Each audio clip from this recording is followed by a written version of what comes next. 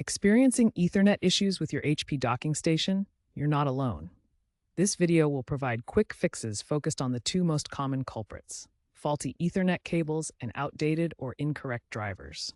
We'll get your wired network connection back up and running.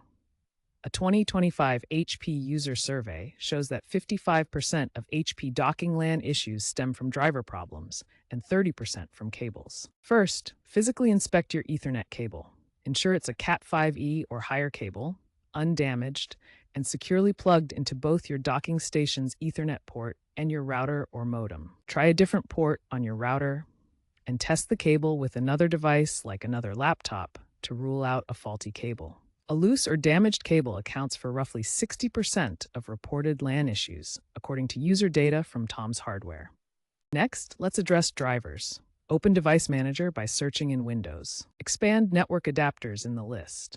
Find your Ethernet adapter, usually Realtek or Intel. Right-click and select Update Driver. Choose Search Automatically for drivers. If that doesn't work, uninstall the driver, restart your computer, and let Windows reinstall it. HP also recommends automated diagnostics via their SmartFriend app. For HP-specific drivers, download from the HP website. In some cases, the Ethernet port on the dock might be disabled in your laptop's BIOS settings.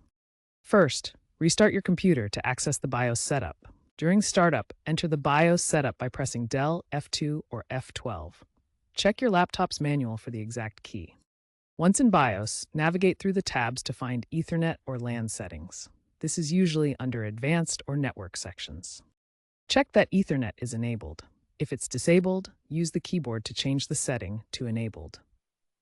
Finally, save your changes and exit BIOS, usually by pressing F10. The computer will reboot and apply the settings.